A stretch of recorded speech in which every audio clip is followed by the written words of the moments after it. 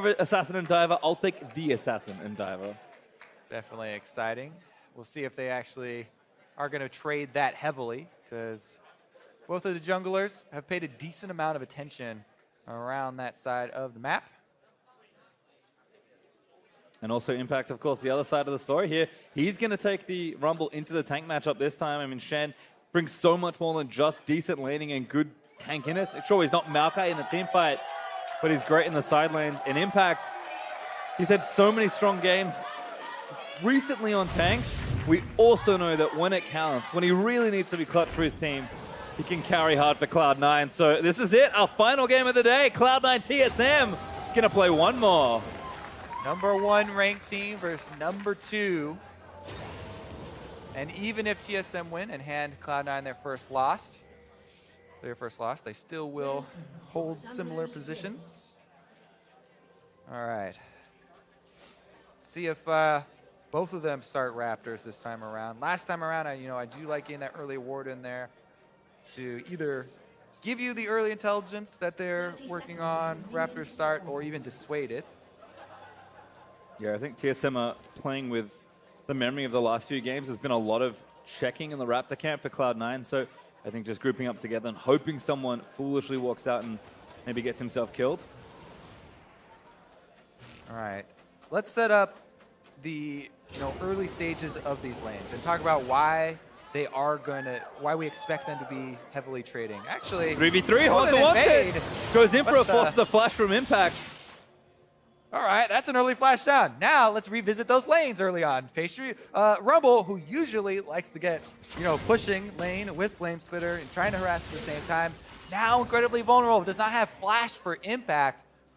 This is definitely going to be a target zone for jungler intervention. You have to start worrying, okay, do I need to cover a counter gank, or can we track Svenskeren well enough that I don't have to spend time up there and allow Impact to be on his own? Because Impact probably won't die, as long as there's not a lot of intervention up there. Rumble, even without flash, should be fine. He actually took a bunch of health, a bunch of damage there. It carried over because he wasn't able to base. Plus, I think he might have taken one hit from the Golem, so he's even lower than I last saw him. But he's coming in, no flash, half health into the matchup. And Svenskeren is still on top side. Going up towards Krug signals he might make a visit over, or he might do an early recall and then go down to his blue quadrant. We'll keep track of Sven after doing that camp. Sneaky eats a big chunk of poke, though, from Bifrost. Level 1 can be tricky sometimes. Yeah, I mean, bottom lane also is going to trade heavily, but I'm so curious about top side, because Shen landing a taunt is so easy when he has flash advantage. And Haunter should be able to set up a Graves, and Graves is moving there right now. Yeah. It's just that Impact, as we said, comes this mental game. Is he coming to get me? Am I gonna actually fake ward? He walks down to make them think he's used his trinket ward. I believe he used it early on in the invade. Yeah, it's somewhere else. So Svenskeren gonna take the Scuttle Curb instead. Impact maybe didn't have it up. Yeah, that was weird with the spectator then suddenly showing that he now has cooldown. But anyways, fake warding is definitely... Oh, there's the jump from Contract! Gets the jump, Svenskeren pretty strong by blowing up the first blood in for Contracts. Oh my goodness, Contracts immediately taking advantage of the situation. Svenskeren in full vision. And I said later, if, a Kha'Zix jumps on the Graves where they usually have this burst advantage, can get turned around by a Shen. Shen's still level 3. Not going to help you out there. And that's pure 1v1. Contracts flashing over. Who doesn't get hit by the second activation of End the Line and gets in range for the kill. Grabbing first blood for C9 and critically removing any threat for the top lane here. Impact now doesn't have to worry about Svenskeren because he just cleared his red quadrant and got first blooded. If he went back to top side, he would be giving up so much on the bottom quadrant. And Haunter just not in a position to fight either. He's getting pushed in by Impact now, keeping up in CS, which is nice. Impact going to take a turret hit there as he continuing to harass Haunter. But the rejuvenation bead's going to have to work overtime and then some to get all that health back from Rumble. Man, Impact gets to play out the Rumble harassment anyway. Meanwhile, walking over a ward here initially is Contracts. Still going to be able to steal away. Actually, Yeah. Sven should check this because they saw him walk toward the area. Not going to check. He's going to eat damage instead. Contract isolated him again. Svenskeren going to go down. Gets Contract gets another. I almost want a replay because I thought he walked over that dying ward. He did, but they thought he was just Didn't at they the ping Raptor him out camp. as well? Yeah, I think they just thought he was at the Raptor camp though, because they don't have any other vision.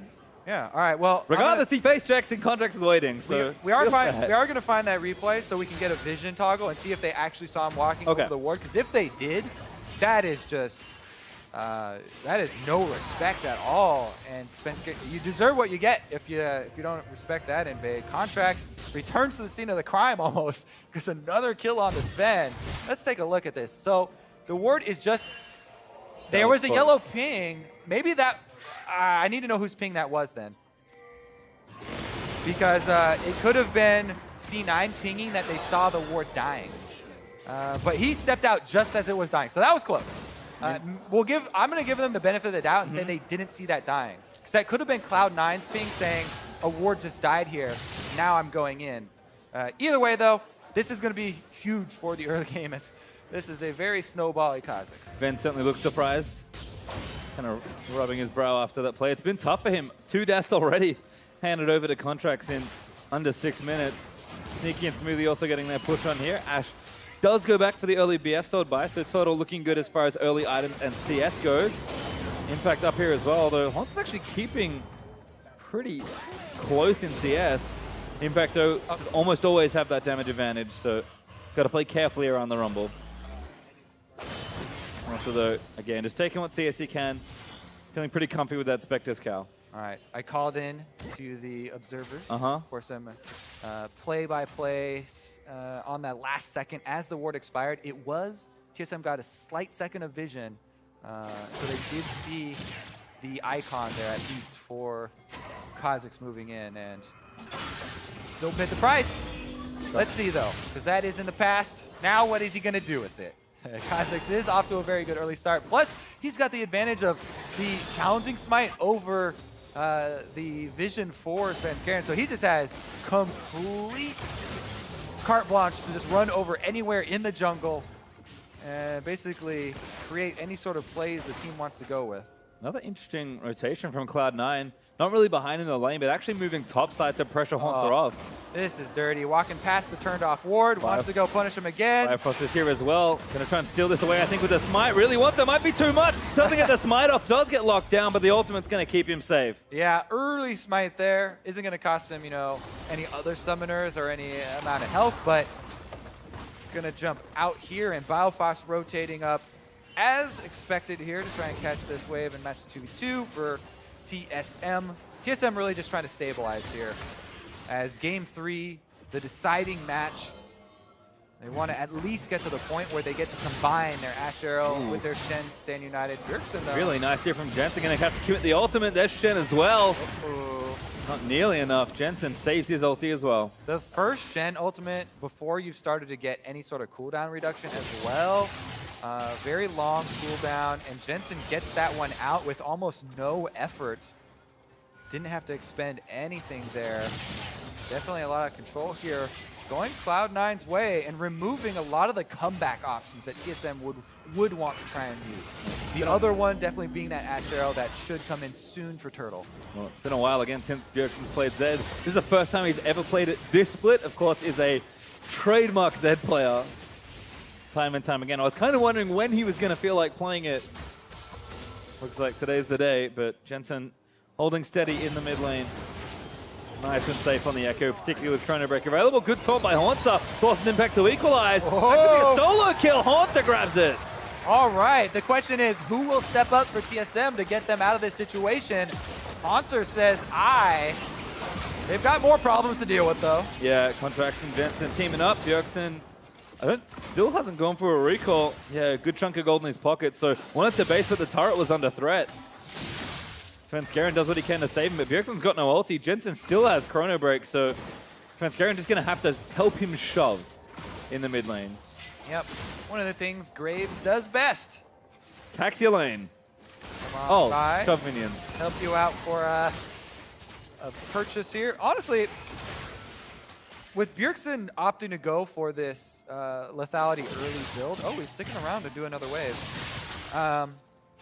It's interesting because in the pure 1v1, having the extra, Hex Drinker rush is always super nice. But having the extra damage to be able to, kill them in the all-in or kill someone else if you're roaming maybe bottom or something is an interesting give and take here. You're a little bit, less tanky, or a lot less tanky, not having Hex Drinker, but does give you that extra kill pressure on somebody else. Been spotted by a nice word from Cloud9, so this lane gank not going to work out. He hits the recall button immediately, so won't waste too much time, but I like the thought. Good cancel from Sneaky of Wild Turtle trying to set something up with the arrows. Svenskeren going to recall further back in the lane, but Cloud9 know that mid and bot are a little safer. The teammate now up for Haunter means that Impact's kind of feeling the pressure in that lane. Made the misstep under the turret, got himself solo killed, and Haunter's got pretty firm control of the wave. Haunter, the shining star here for TSM so far. Even though he had to use his first ultimate to go save, or maybe give a cushion. I don't know if he had to, but regardless, didn't get anything out of it. Bjergsen has gone back as well. Looks like Edge of Night might be the first item here. Does at least have a Nomad mantle. For sure. Yeah. Which makes sense given the mage matchup. Edge of Night's just, of all the many wonderful things it does, the fact that it's kind of like a Hex Drinker that does even more damage is, I think, for me, the thing that pushes it over the edge. Yeah, definitely the low cooldown on spamming your shield is super nice. The one thing you do lose out on here is that Hex Drinker's super early impact. Super cheap. As soon as you combine it, you have this giant shield. And Edge of Night, you just have to wait a little bit longer to actually combine it. Turtle, though. Good arrow.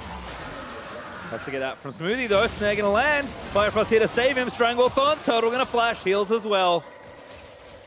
So who else is here? C9 TPing Impact in. Ultimate is available. Contract's also here. Great equalizer from Impact. Firefrost burning down. Dive on the Turtle. Sage United needs to be completed. Slap complete! Does go down. Contract's gonna fall. Firefrost actually gets it. Yeah, even though Contracts blows up, that's going to give them control of this turret. They should be able to get first, or they already got it in mid lane, but they're able to get another turret here for C9, overloading on this top side. It should be answered by TSM on the bottom side because Sven is already counter jungling down there, but going for that 1v1 trade, TSM actually in the hole right now isn't the worst thing for them. They're able to get a counter kill on the Contracts. They're able to trade an outer turret and stabilize a little bit as far as that gold is concerned. And there's your Edge of Night completed for Bjergsen. So now he has bypassed that little area of uncertainty and should be able to spam that anytime he goes in for a move, be able to negate the first spell. There's tower in for TSM. So after all the trades, it's 2,000 gold ahead for Cloud9, and Jensen in particular will be happy to have gotten bonus gold from that first turret in mid lane. That is going to force Bjergsen up top. He's going to start split pushing, or at least taking that sideway farm. Total going to commit to mid lane. Doesn't have a turret to fall back to, but it's probably the safest place for him to farm and can be impactful with the arrows as well, because Ash will need to build up more farm for this game. Definitely true. Turtle will be in a hole for a while. He's going to have to, Essence Reaver is completed. Yeah, you start getting some cooldown reduction and throwing off these arrows, but definitely not going to be the damage output of Sneaky, who's already off to the races with his own Edge of the Night completed. So C9, now it's pretty much opposite situations from last game. C9, they're the ones with the early lead, with the damage-heavy comp, looking to snowball, chain these outer turrets, and start pressing TSM in. You want to starve the enemy team of resources. You take all the outer turrets, move up your ward line slowly so you deny jungle farm. You make them walk the long routes between their lanes, so it makes it more difficult to farm as well. And the counter there from TSM is, can you hit your Ash arrows, to pick members of Cloud9 off and try to get back in that way? Well, much like we saw in Game 1, and a little bit in Game 2, it's tricky when you're losing on the overall map space to have vision to make those plays, so Cloud9 should be holding steady. And even more so, even though they do have Haunter on Shen, who's doing very well for himself, you have to worry about what you're giving up whenever you try and go for a kill on one of those picks, because Impact here, still pushing up. It looks like they're actually making a play on the bottom side with Svenskeren was sitting around the top edge. and they sent Hanzo to go look for Impact. But Impact actually evaded them. Sven has to just walk away with only a scuttle take. Sneaky and Smoothie still chilling out here. Sneaky's got a safe haven to farm from here in the mid lane. Also, is definitely worth mentioning that Cloud9 are running that double solo laner teleport, right? Jensen on this Echo, even though you use the early teleports to get back to lane for laning priority, he has it available now, and he's level 11. So this is another thing that you do have to worry about as far as the map opening up and the ward line slowly encroaching. Not only could it be Impact teleporting in for these, but Jensen could also pull the double teleport. And if C9 just go 1-3-1 and Impact, while he doesn't have flash, wants to play more safe and just hold bottom side, if Jensen can push up, Cloud9 could kind of section off the bottom area and try to move in for that last outer turret. Understandably, this game is feels quite a bit slower than our first two. Still pretty even as far as overall gold goes. C9 know they have a lead, but they're gonna want to play very slowly with their side waves and their double globals. TSM on the other hand, trying to make a play. Gonna look for Impact. Bjergsen flashes in, uses the death mark. Taunt down there onto Impact. That's an easy pop as Haunter gets it. Yep. Impact there going for the wave as he dies. Does get some gold while he's going down. And that's the benefits of setting up your 1-3-1 beforehand. Even though you lose Impact, Cloud9 are pressing heavily on the secondary turret of top side, and Sneaky opens up mid. Oh, Arrow finds Contracts though, and now TSM gonna pop. Contracts lives through the collateral damage. Looks like they left Bjergsen on bottom side to be split pushing with Zed as well. Takes out another wave, and they don't give up the turret, though it is weakened pretty heavily. Yeah, will not regenerate either. Needs to go one step further in the turrets for that. Haunter will retake this wave. No ultimate, but has the teleport. So TSM get a little back there with some gold. And you have to say, there aren't a whole bunch of options for TSM to go for in order to get gold on this map. So the proactive use of their Shen ultimate to be able to secure the kill on Impact, who is still waiting on the flash cooldown to come back up, is definitely a good move, because there aren't too many proactive plays you can go for when you're in this situation to get some extra gold. They are able to make that one count, but it's not going to be much more after that, right? It's a many-step process.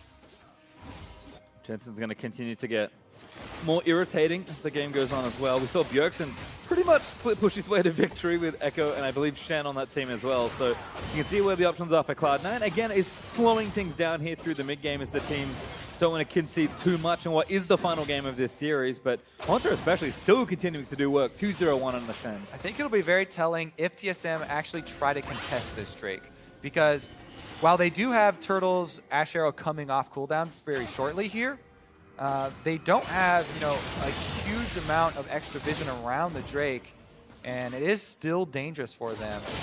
Jensen's still facing.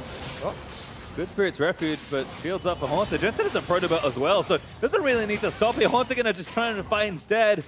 Stun coming up, Protobelt's in. It's gonna be for the stun, but Haunter taunts out. Snare lands in from Smoothie though. Good blast, couldn't save Haunter. Jensen follow flashes, Haunter flashes as well. Juke the Q's not quite enough, and a Haunter maybe gonna turn it around. Jensen should have it, and he does. Because they roamed up to the top side with so many members though, TSM slip in to try and trade an Ocean Drake for a single kill. And an Ocean Drake for just a single kill is pretty good if you're the team trying to stay at your turrets a little bit and help regenerate. The problem would be if they give up more, because Cloud9 did push up mid lane. It doesn't like they have to give up more, so honestly, not too bad for TSM there, as they get a Drake in exchange for Haunter's life. Haunter holds on to most of his cooldowns as well, just had to burn the flash and very nearly killed Jensen 1v1. This is quite impressive. Jensen looking for the turret. Big wave is there, but not sure that's enough to clean it out with Bjergsen here to answer. Cloud9 do not want to, give away a bunch of Drakes. TSM have gotten the first two, so they're actually feeling pretty good about it. Impact is the target once again. He has flash this time. Smoke screen to Sven. 1v1 needs the ultimate. Gonna line it up. There it is, but it's not enough. Oh, it is! But Contracts gets the counter kill. Stand United can't save him. Impact, yeah, did not expect the explosion there to kill him for some reason, and goes down with flash up. Whoops. Well, trade there, I suppose. Fence going with a good individual play. Although Haunter's shield not enough to save him, sadly. I mean, a risky play. It did end up paying off, but I think impact definitely should have been expected. So flash early, and now we're seeing another heavy trade here as all the teams are heading down. You see the jungle on the mini map here on your left. All of Cloud9 are coming. Haunter. 1v4 right now. Kronenberg from Jensen out from under the turret as Smoothie tanks the next set of aggro. Bjergsen going to take a turret in the deal, though TSM defend nicely. Yep, not only defend, but again, Bjergsen back at the split push. Finds himself some more gold in the outer turret. There's AoE there from the team. So this ends up being a successful play from Svenskeren, kind of, but I don't think it should have been. As Contract goes in, and they did use the Shen ultimate there too. So a decent amount of resources expended, but all in all, the gold back to even, TSM Drake advantage, and Cloud9 are gonna have to outplay them here because they don't have a tremendous amount of reliable crowd control to set up their team fights with.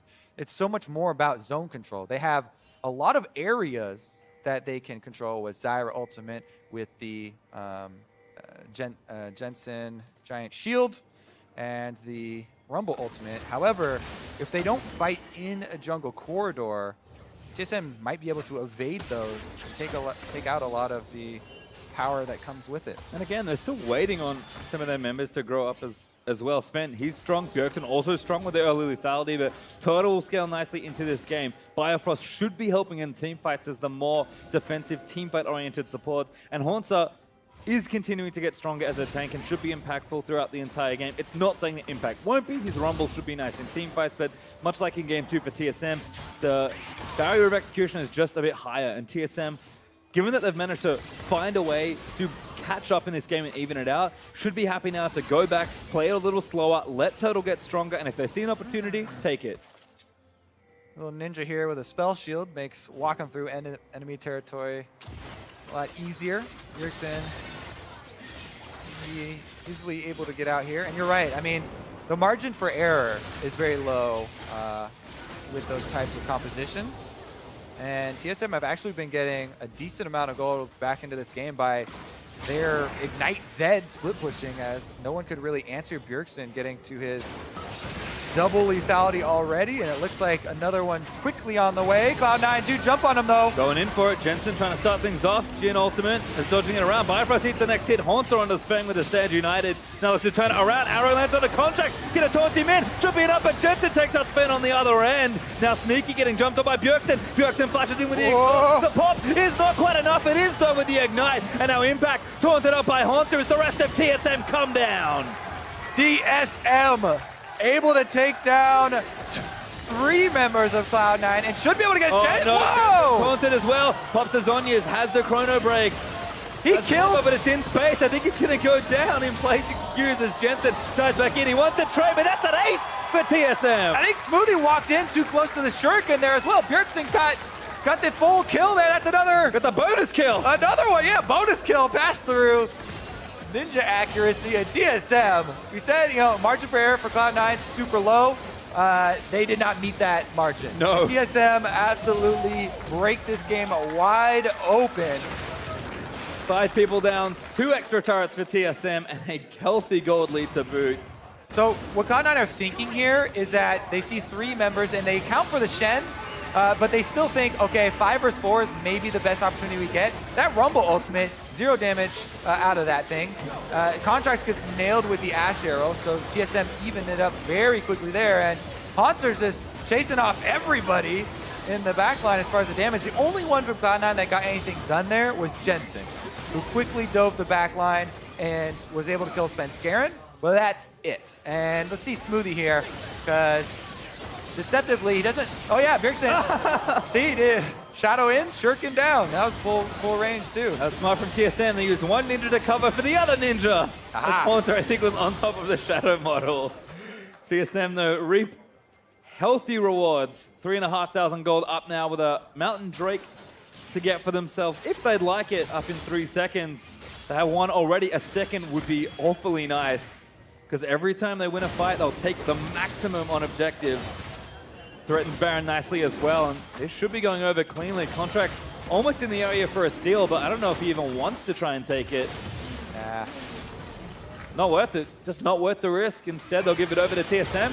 Jensen and Bjergsen meeting for a bit of anime. Oh, no, Stage United going to ruin the whole party. Bjergsen back in with a dash. Oh! A kill needs to land a little bit more. Q's going to land. It's not enough for the pop, and Bjergsen's going to get it turned around. Goes back to a shadow as Haunter covers the rest of his team for the Jin shots. Last bullet goes wide, and TSM defend well. Yeah, I mean, with all those ultimates being used, you know, if you take out more and more of these variables, it favors TSM, who are already ahead, who have stacked up all these dragons, who have control of the map, who have this gold lead. So all in all, even though nobody dies there, I think that's advantage as far as the skirmish goes to TSM, because they're setting up some vision around Baron. You know, they get to easily reset after that. And even though Cloud9 are trying to clear it out, it's going to take a while. Well, there again, everyone's still powering up. Did he get the last one? Yes. Nice, get all the wards there. He had a pink ward there anyway. Yeah, well, makes it easier. And now Baron Vision back in control. TSM with an instant question mark ping to the area. So aware that don't want to give that one away lightly. All right, let's see what a comeback looks like for Cloud9 then, because you still do want to jump on TSM unawares, even though, like we saw, they're pretty good at counter engaging with Shen Ultimate and Ash Arrows. You know, those were the two members that weren't with the three-man squad and can add to that team fight even from afar. That's still the angle you want to go with if you're C9. Jensen can't make any headway versus Haunter now that his Spirit Visage is completed on top of his Merc Tread. So Haunter there was the one to really hold his own in the lane phase, got himself a solo kill. And he has been doing quite nicely for them. And then we talked about the TSM with Ivan Nakai. Contract phase check-in. Arrow lands in, hits Contracts. Damage is there. Bjergsen wants to try and finish him off, and Skaren able to clean it. These are why we keep saying margin for arrows so low. There's no one who can safely take an arrow. Anyone who gets hit with this arrow is going to have huge health percentage loss. Contracts last time, dead. Impact this time, dead. Baron now, possibly dead. Well, 6,000 health left. Bjergsen, they're a little late. Smoothie trying to zone them out, but Jensen wants to dive in for it. He's on to Total. Damage is big. TSM trying to finish everything here. Sage United might save Total. The exhaust is down as well. He'll flash out of it, but they have to get out the 1,300 Contracts is in! And there it goes down. C9 walk in and take Oh my goodness, Jensen still at it! Still going. Pops his Omnias after the convergence. Stuns up Haunter. And now chase him down. Haunter very tanky, but Jensen wants to squishy Bifrost. Can't get it, but that was horrible for TSM. That is a Baron throw right there. Let's see how far that throw goes, though. Cloud9 so happy about this pickup. You can see Jensen there. He doesn't hesitate at all. He knows we can't just walk around Baron and wait for this, poke. Jensen beelines it right into the back line. He takes all the DPS off Baron, so then Svenskeren is sitting in there with nobody helping him DPS this Baron. They've got split calls where two members are trying to fight Cloud9. You can't have split calls where just the jungler is trying to finish the Baron by himself. The rest of the team is fighting. That is the worst possible scenario. You either have to all turn or all burn. And they got split up there. Cloud9 picked them apart. That's exactly what Cloud9 needed to get back into this game. Let's see how much gold they can get off of it, because now they're the ones with the push advantage. And they're all headed right down mid lane. Still a 50-50 Baron as well. Sven was there to at least maybe smite it, but everything goes wrong after TSM's reckless decision. And C9 tie the game back up. 3 turrets to 4, gold lead well in their favor, and they're pushing for more with this Baron buff. They know that this is a window that's been open for them, and they want to push it as far as they can go. Bjergsen is looking to flank.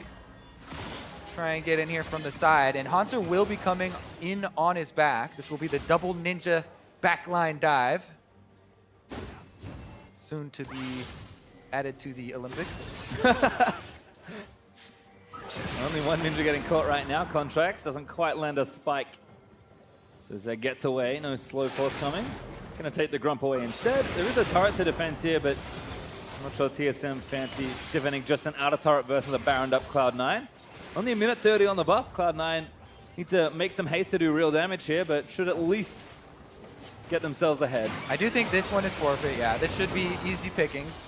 But TSM could pose a bigger threat at the secondary one. Oh, here it is, the double ninja back dive! Sneaky ninja scene, taunts up as well. Sneaky goes down. Bjergsen makes a huge play with the help of his top laner. Sven flashes out the safety. Jensen, Chrono Breaks back in. Big redemption though coming out from the support, and Bjergsen gets a double kill. And all of the judges, 10, 10, 10 for that one. Bjergsen and Hanser absolutely destroyed Cloud9. They actually, I thought they were going to wait till the next turret, but they jumped right on him. Immediately annihilate Sneaky, Contracts, and Impact. So that was a short-lived comeback. I have to ask you, is double ninja backline dive a winter or a summer sport? That's definitely a spring sport here, baby. Well, they'll take a turret for their troubles there as well. Let's watch. Split the middle. Let's watch this 10 again. Yep, there it is. Sneaky even flashed away, but it still can't get out of there as Bjergsen's able to get forward immediately with Hanser, still able to come in. Then he can easily land the flash, and there's nobody who can take shots on this team. TSM, take him down. I mean, they take him, but don't take him very well. 50-50. That's how I felt after that Baron throw. Mountain Drake goes down, though. TSM stacking objective massively here. I mean, sure, bad decision-making at the Baron gives it over to Cloud9, but they make the proactive play to get themselves back in the game. And 4 Drakes is a huge overall win. We can kind of understand why they wanted the Baron, because they had 2 Mountain Drakes, and now they've got 3. 3 Mountain Drakes. Seems these turrets will fall very, very quickly as well.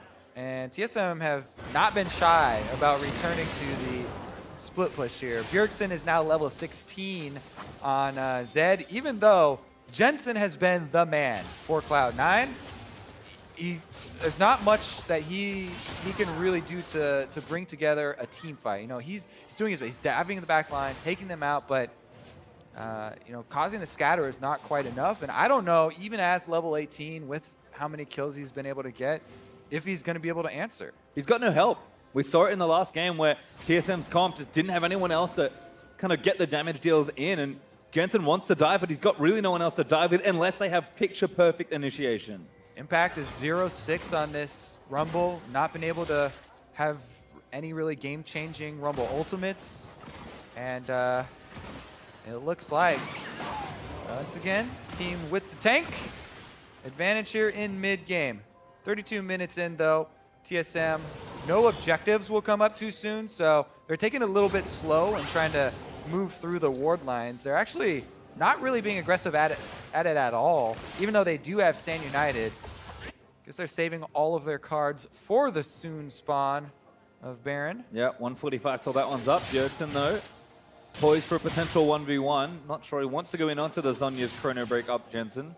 It'll signal that he wants to go in if we see the Edge of Night activating. Does not go for that, so we probably won't get any action. Taking the farm instead. TSM playing it slow as they move up towards the next major objective. They've got a huge Drake advantage for this next Baron fight.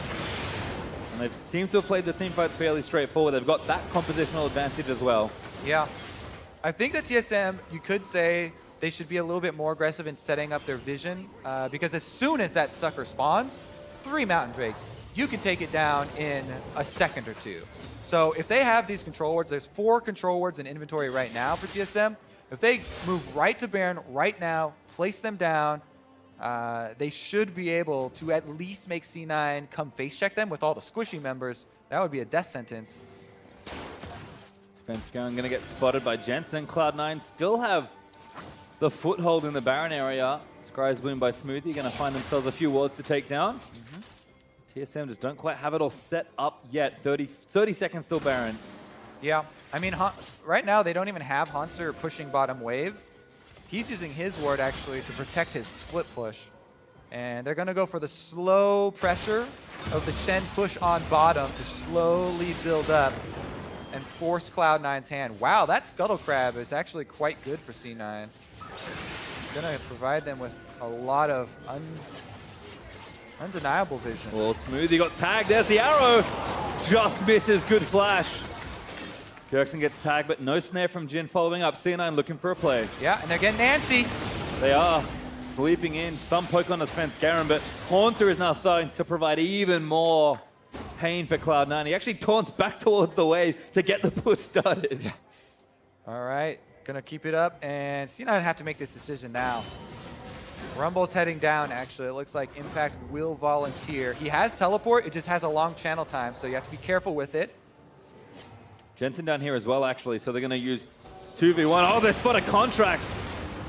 They trade Edge of Night spell shields. No arrow up, but there's the vision that TSM wants it around the Baron. Oh, Bjergsen all in for Smoothie, looking to make the play. He's out, not the kill. And now Haunter fights sneaky, huge shot on the back end. Gets the next kill, and now the redemption down, going to keep Haunter chugging forward. Once again, the tag team between these solo landers has been huge this series. There we go. They are able to flash in, finish him off. That's 2 kills down. Jensen, Contracts, Impact. They've got to make their last stand now. And Impact can't make it back in. He's in mid lane, but he canceled that teleport. Baron is going down so quickly. Equalizer burning down. Don't miss this smite. Svenskeren nails it. And now Contracts. The next target, Jensen, rolls away from that arrow. All right, C9 going to try and turtle inside their inhibitor turrets. Very, very difficult here as Haunter still has teleport. He can usher these minions right up to the inhibitor turret while the rest of TSM pushes down mid lane. Oh, actually, Jensen is just trying his best to make this one a Cloud9 victory. He's still at it, takes down Wild Turtle. Maybe it buys them a little bit of time and deflates some of the momentum of this Baron buff. Let's take a look at it. Turtle, he's just chilling. Turtle did save his summoner spells though. Ow. So I guess he was like, yeah, Jensen's there. All right, I'm saving my summoners. I mean, I like that decision from Turtle, but Jensen just erased poor Ash off the map. I mean, almost 6 Atom Echo, excuse me, is going to do that. Jensen at 4-1-0. He is very tough to handle. Oh, double into backline dive again. Mission. All right. First heat's down. They scored a 10. Here's the second heat. Can they cancel it? Oh, my God. I cancel by killing him, I guess. Jensen stuns one up, but he's coming out of Zhonya's. He should go down here. Bjergsen going to stab him straight in the back. That damage from Bjergsen. All right, well, let's see about this. Is anybody even going to get close to try and steal this? Sneaky W, put your faith in that. Is anybody going to stop Haunter? Wild Turtle's back alive. They have no teleports. It's not looking good. Somebody block it. There we go. They're Sneaky. Oh, that looked close. Svenskeren another clutch smite, though. We're going to be okay today. Decently close, but they are able to secure it, and TSM move forward. Baron and Elder Dragon on split push already in motion, and Cloud9 in defense of the Alamo. Can they do it? I mean, Jensen's still dead for 10 more seconds. Turtle snared up. They're looking for him. Bjergsen going to take the first use. Svenskeren now joins in. Turtle. Huge damage. They need to heal him. Haunter running interference. Turtle gets the necessary healing. And that might actually stop this phase of the push here. Yeah, what a rally there from C9. All damage focused on the Turtle. Buys him some time. Turtle's trying to lifesteal off of whatever he can. It's a little bit of health from the jungle creep here, but TSM's still going to return. Turtle just going to be cautious. They need to break here. Turtle putting the wall, do his best use he can. Needs to hit a couple champs though. Inhibitor goes down. TSM just have too much damage. Cloud9 can't stop the first one. Where are TSM going next as they make their way topside? Even with all of those shields, Turtle dropped down to 44 health right before the redemption came in to heal him back up. Looking a bit healthier now. Yeah, still keeping up the push, and he still has his flash, so he held on to that. Cloud9 backs against the walls. Talk about backline, actually. Smoothie and Sneaky down. It's the finals of Double Ninja backline dive. Oh, good catch. Smoothie deleted. And now Svenskeren in a right Haunter in. TSM take the top lane in here. Cloud9 are running out of stuff to defend. Next is start number 1 is where TSM will turn their attention to. That's going to go down. Cloud9 trying to defend. Impact burns the ultimate. It's just getting a little desperate. Jensen dives in onto Haunter. Contract's almost dead. Svenskeren almost gets sniped by Jin though. And Haunter still fighting out. Bjergsen into the backline wants to try and take him down. Sneaky goes down to Bjergsen, who's now dominating. Svenskeren gonna get jumped up by Contracts. Good exhaust over Biofrost. And that's gonna be a kill. TSM, they storm the throne room. Can they topple the kings of the NALCS? They will. Handing Cloud9 their first loss of the spring.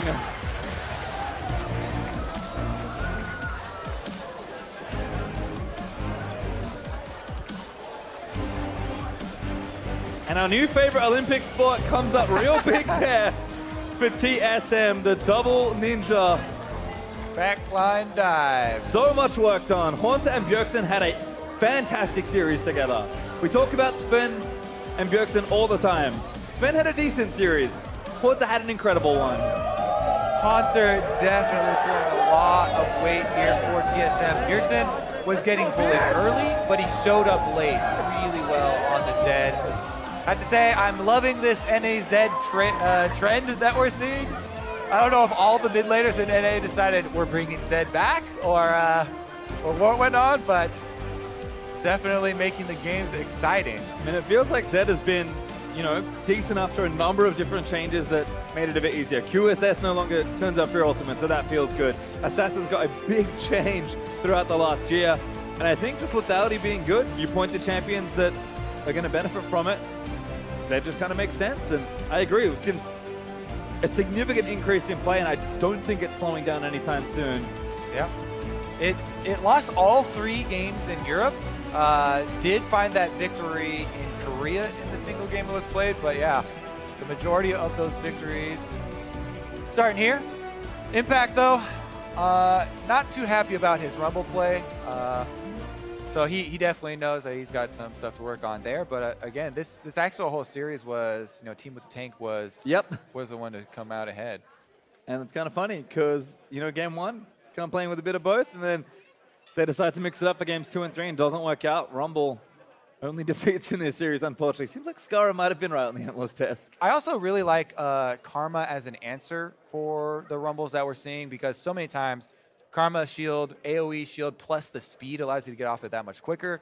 And if these comps are the ones that don't have super heavy CC, guaranteeing that lockdown, like you're not comboing with a Jarvan, or you're not comboing him with Varus ultimate chaining on people, or some sort of hard CC to keep him on it, there's not a lot of value that teams are gaining from it, aside from, yes, early in the lane phase, can bully out things like Shen, can bully out these tanks. And I think looking at the series overall, Bjergsen coming into the weekend said, we got stomped in series number 1 in week 1, but things will be different here. I think throughout the entire series, TSM just plain played better than Cloud9. Cloud9 did everything they could to win game 2 and had so many good moments, but team is starting to look a little more scattered, and TSM, maybe it's just the opponent they're playing, but the ship looked a lot tighter today. Yeah, I mean, FlyQuest gave them a real good run for their money, and then TSM actually are the ones to deliver the first loss here, so C9 are going to have a lot of, review this weekend as well. Jensen, I do have to say, though, has been a shining light for them. Constant plays from him. It's been good, but for a first-hand account on that action-backed series, let's send it to Azael and TSM's Assassin in the mid lane. Thanks, guys. Great castle in the day. I am here with the victorious mid laner from TSM, Bjergsen. First off, congratulations on dealing C9 their first loss of the season. Huge turnaround from your earlier match against them. How does it feel to have kind of progressed this far? Obviously, it feels good, but we still haven't progressed as far as we would have liked. We got just stomped by EchoFox, so I'm not going to say we're in excellent form right now, but it is obvious that since week 1, we have been steadily improving, and we're going to continue to do that. So, comparing your year 2 last year, obviously, you had a fantastic summer split, only 1 loss. And talking about your loss to EchoFox last week, do you think that you guys can kind of get back to that form, or what is missing from last year?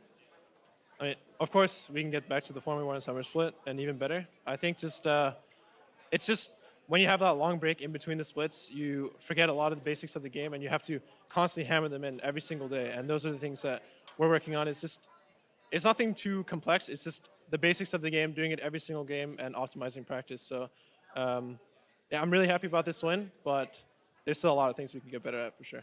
Certainly are. There always are for all the teams. So coming into this game, a lot of people were talking about, Jensen maybe being the best mid laner in North America now, maybe having taken your crown. After this game, anything to say to that? I think Jensen as an individual player is really good. His laning is really good. He's always really solid. I still I make more mistakes than Jensen, no doubt. When I watch him play, he doesn't really die very often. He's just a consistent force in his team. So I think in terms of being an individual player, he's been played better than me this split. But I'm just more focused on having a winning team. I just want my team to win, not for me to shine personally. Well, I think you did shine today, regardless. A very well-played game and a very humble answer. Congratulations on your win, Bjergsen. And that's going to be it for us, guys. We're going to head back to the desk.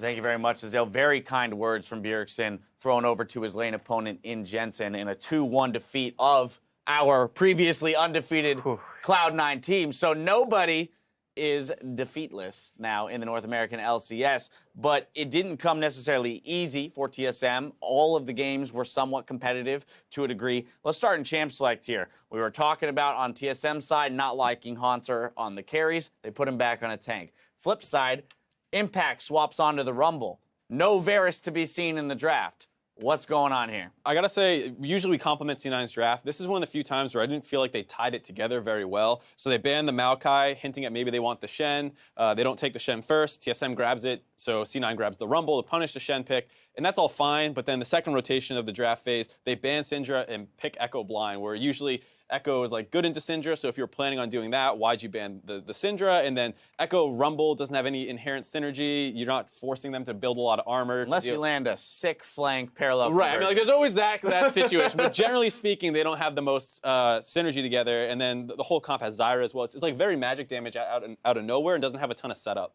So overall, it didn't feel like one of the comps where usually you're like, oh my god, this makes so much sense, C9. This is one of the few times I'm like, what Not were they the most thinking? cohesive or even directed composition coming out of Cloud9, but on the flip side, Scar, TSM makes adjustments that you wanted to see. I mean, obviously, I'd like to see Hanser on tanks. I don't even necessarily want to see him on tanks, but I know he can perform well on them. So, but I don't want to give it all to Hanser. Like, sure, he played really, really well this game, but like, if you look at his lane opponent, Impact had a pretty bad game. Like, usually I consider Impact to be the best top laner, if not like top 2 in the entire league. And he gets solo kill because he overextends into tower as Rumble. That's like a really rookie mistake in my opinion. The fact that that was a huge swing in terms of the pressure for that lane was terrible for C9. Right, what should be considered pressure lane for the Rumble got turned pretty much with that kill. Right, I mean, that's the big thing is you pick the Rumble to counter the Shen. You have some weird early swapping going on, which I didn't quite see the point of coming out of C9. And then, yeah, your Rumble messes up, he dies, and you lose pressure over the Shen. And then you get into this weird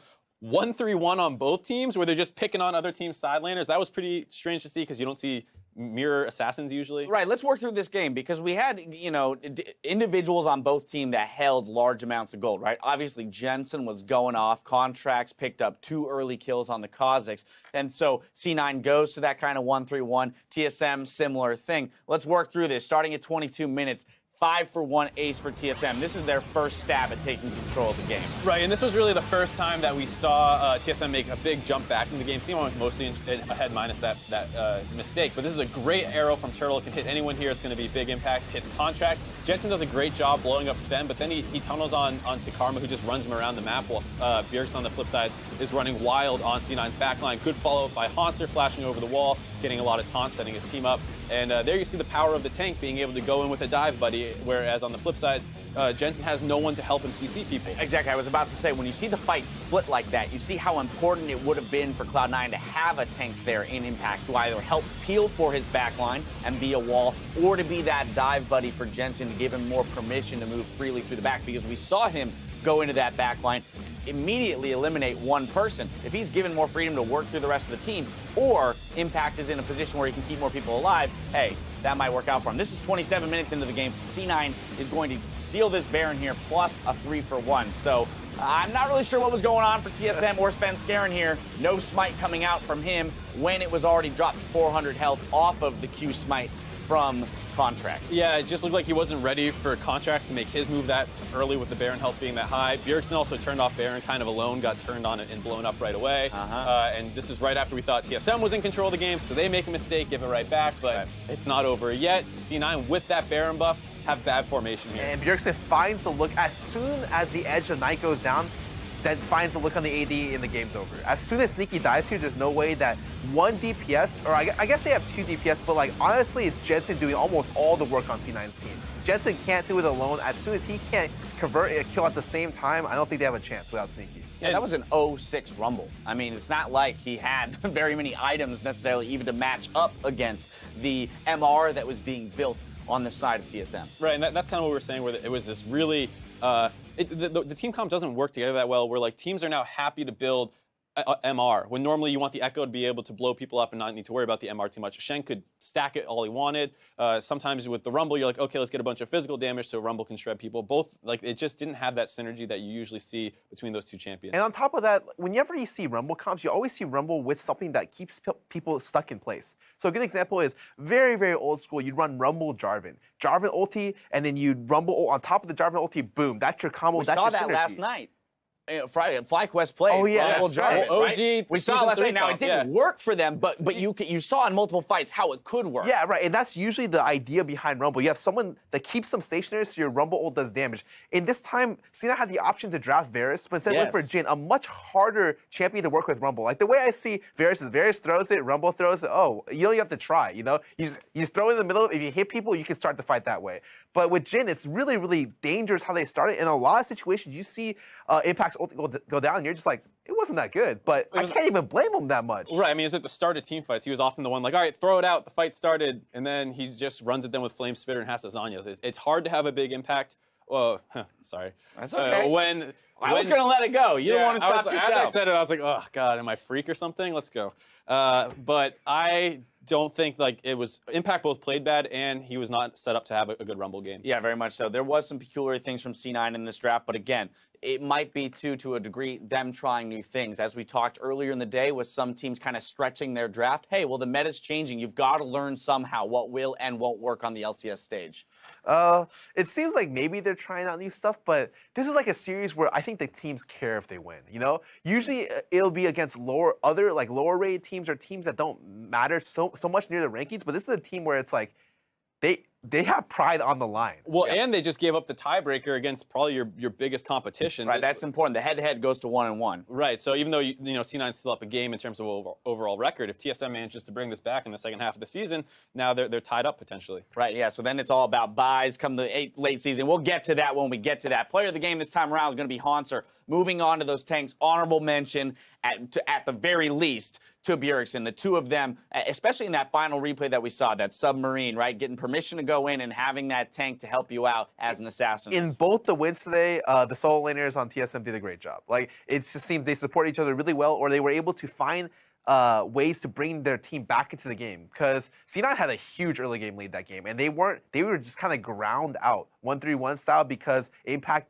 died and wasn't able to put any pressure. Yeah, I think that's a great point about how we saw with the Orianna Maokai synergy, this time with Zed Shen. So they have different comps, obviously, that they're very on the same page with. Now, what's your guys' opinion on where Bjergsen's at as an individual this season? Because he himself just spoke to it, where he thinks that Jensen as an individual is playing better than him, but that Bjergsen this season has put more of his focus on playing for his team and getting them the victories. But we do know that he's been the focus of some criticism for last week, some missed Orianna ults, and maybe not matching what people expect out of him as an individual. I think a lot of people ask me about to rate mid laners. I'm a mid laner myself. They're like, what do you think about Jensen? What do you think about Bjergsen?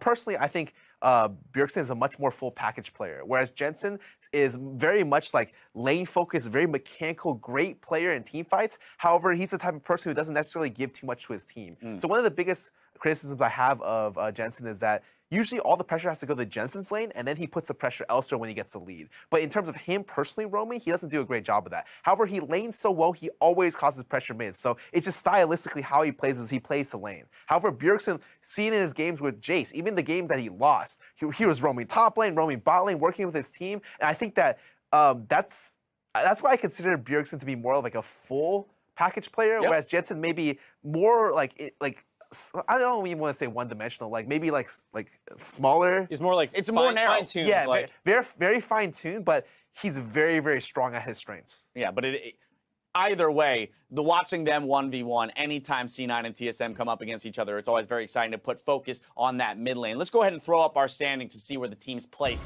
at the end of the day. TSM's win against the Juggernaut at the top keeps them in second place, while Cloud9 continue to hold on to first in the face of that loss. CLG joins Immortals and Echo Fox in fifth, and despite picking up their second win, Envy will remain in 10th place. Now, there's still more league action coming your way tomorrow, so we begin our day with a battle for second place between FlyQuest and TSM. Then Meteos and Phoenix 1 face off against his former teammates on Cloud9. Over on NALCS 2, Immortals take on Echo Fox in the Battle Theater with Team Liquid versus Counterlogic Gaming later on in that day.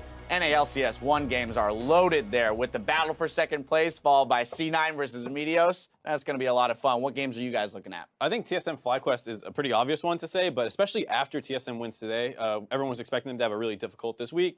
This week they're playing the top 2 teams, but now they have a really good chance to actually get a huge leg up on the other teams that seem to be vying for those 2 buys coming towards the end of the season. And the thing is, it's like, I also want to really point out that series because FlyQuest plays a very different style than C9. So it's like, maybe TSM can beat C9, but FlyQuest has a different, like, they throw a curveball at you, so to speak. Right, well, you also have to consider the fact that FlyQuest is coming off of a 2-0 defeat, TSM coming off taking down the #1 team in the league. How are these teams going to deal with the loss, the victory, and moving into day 2? And what will they have learned from Champion Select on Friday? That's going to be my biggest thing from FlyQuest is, will they adjust away from that Rumble Jarvan, the Jarvan into the Zed, both matchups? Will High go back to the Corki? Do you have any thoughts on whether or not he should move back to kind of that safer, more consistent pick, or continue to push the limits? I wouldn't mind seeing them go back to a little bit safer. I think we saw that, obviously Bjergsen plays Zed. We saw how effective just blind picking Zed versus FlyQuest seemed to be. It didn't seem like the Jarvan pick was really working out. Maybe they figured it out in their off day that they had.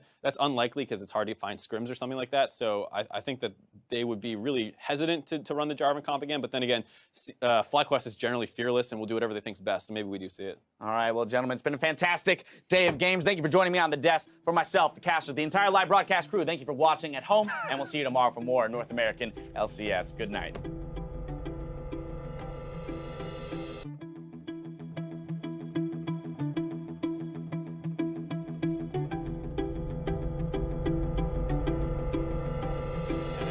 So if it's okay with you, I'd like to take a moment of silence to remember both. I will honor that request. So a moment of silence for the dearly departed. The meme is dead. Long live the meme. On the front, throws it on. Afro, who goes down that time, didn't have the exhauster flash. This is Immortals working off, knowing those summoners were down last time. Oh, they're done. Oh, holy. It's gone. It's gone. Is it? I'm ulting. I got it. Got him! Oh, Flash is in, 1-for-1, but he wanted the first blood. If you want to say something to me, you can. You big fan? You Darshan fan? Idol's bottom side, dashes for it. Pole-Buster hiding it against the wall. Could come up with a kill. Oh, he gets it! You're pulling this up already. Rainover comes back around from the side. Golden Glue goes down, though. Stunt looking to run away, but Rainover's going to be there to cut him off as well. Double kill for Piglet. Make it a triple. The man is going to town. Chaser said if Faker yawns like this, then he plays 2 times better. Everybody's got a yawn now. Wait, what about the... Oh, we win. Okay. We win. Right. Lorlo's going to be the next one if he's not careful. Grabs the kill onto the spider, smashes him with the hammer, and someday cuts him to pieces. Ponta still chasing in, sped up by the Orianna, slows in there. That's a triple kill for Bjergsen. Smoothie got down as well. He got it. That's the perfect kill. TSM getting traced out of Cloud9's base. Bjergsen just has to keep drinking. Contracts almost gets him and will nail Svenskeren. Now the round one looking for Bjergsen. He's going to try and take them down, but the exhaust is enough. Bjergsen just can't get it. Contracts good exhaust over Biofrost, and that's going to be a kill. TSM, they storm the throne room. Can they topple the kings of the NALCS? They will. And in Cloud9, their first loss of the spring.